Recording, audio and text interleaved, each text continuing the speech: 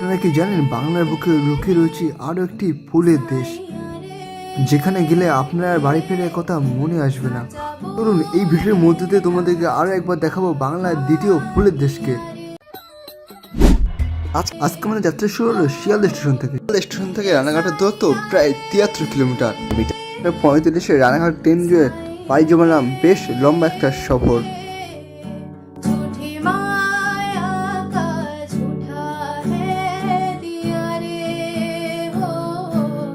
একের পর এক স্টেশনকে বিদায় জানিয়ে ট্রেন তার সামনের দিকে ছুটে চলেছে তার গন্তব্যের দিকে।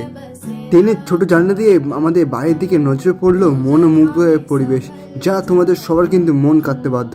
এরই মধ্যে তার গতিতে ছুটে চলেছে আমাদের ট্রেন। তার নিজের জার্নি শেষ করে 1:40-এ রানাঘাট জংশনে ঢুকলো।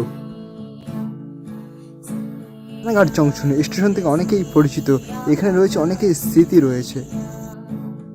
ট্রেন থেকে নেমে ওভারব্রিজ পার করে চলে আসো স্টেশনের বাইরে।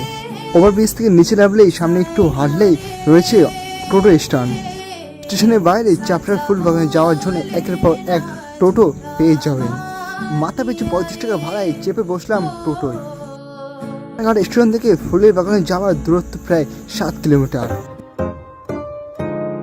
এখান থেকে প্রায় আমরা অনেকটা চলে এসেছি আর গ্রামে আঁকামের রাস্তা দেখতে আমাদের গাড়িটা কিন্তু ধীরে ধীরে কিন্তু এগোচ্ছে। 7 কিলোমিটার জার্নি শেষে টোটো আমাদের নামিয়ে দিল চাপড়ার সেই ফুলের সেই জায়গাটাকে।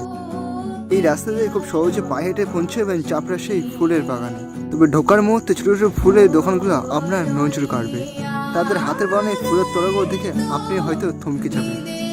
এসব কেনার জন্য অনেকেই ভিড় জমান। সব ফেলে এগিয়ে চললাম মেঠো পথে সেই ফুলের দেশে।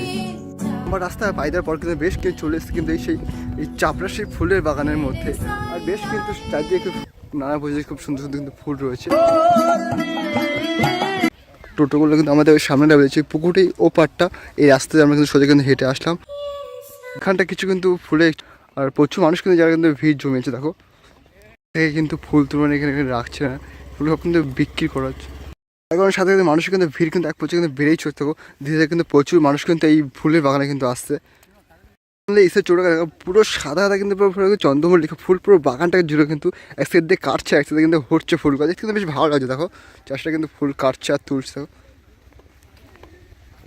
এই ফুলগুলো এক জায়গা থেকে আরেক জায়গায় কিন্তু গাড়ি থেকে ট্রান্সফার করা হয়। এই ফুলগুলো যাবে কিন্তু সবাই কিন্তু দিল্লি কিন্তু যাবে।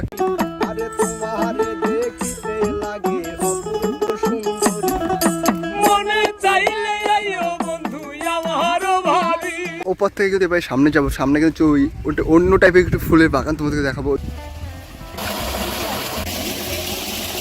এই স্যালো দিয়ে কিন্তু এই মাঠগুলো সব ফুলের সমস্ত বাগানে কিন্তু জল দেওয়া হচ্ছে। বেশ ভালো লাগছে দেখতে এই জিনিসটা।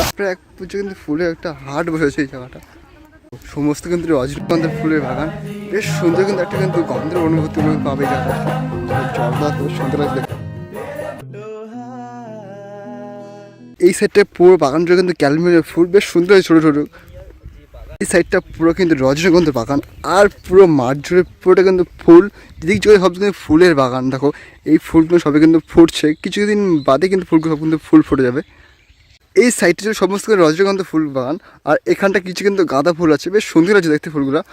আর ওই সাইডটা কিন্তু পুরো রজনীগন্ধা, ওখানে কিছু ডিফারেন্ট কিন্তু ফুল গাছ গাঁদা ফুলগুলো দেখো বেশ ভালো লাগে দেখতে ফুলগুলো। যারা চাপড়া আসলে অবশ্যই একবার কিন্তু চাপড়া এসে ঘুরেছে। প্রচণ্ড কিন্তু ফুলের দাম কম আর প্রচুর কিন্তু ডিফারেন্ট কিন্তু ফুল গাছ তোমরা দেখতে পাবে। যে ফুল গাছগুলো খিরাই কিন্তু এখনো কিন্তু লাগানো হয়নি। এখানে দেখতে আসলে কিন্তু দেখতে পাবে সেই ফুল গাছগুলো। প্রচুর সুন্দর রজনীগন্ধা ফুলের বাগান। আর ওই সাইডটা সমস্ত নানা পুজোতে কিন্তু ফুলের বাগান। এই সাইডটা সমস্ত কিন্তু জবা ফুলের বাগান। এই সাইডে দেখো ডিফারেন্ট ফুল গাছ। এই নামটা ফুলের নামটা হলো জিপসি ফুল। দেখো এই ফুলগুলো কিন্তু সমস্ত ফুলের তোড়া বা বুকে তোমরা দেখতে পাবে। বেশ সুন্দর লাগছে দেখতে ফুলগুলো। এই সাইডটা কিন্তু পুরো কিন্তু সেই ঝাউ গাছের মতন গ্রাস। এই গাছটার নাম হলো বোতল গ্রাস। প্রচুর কিন্তু বাগান আর দেখো পুরো জঙ্গলের মতন বেশ ভালো লাগছে দেখতে কিন্তু জায়গাটা।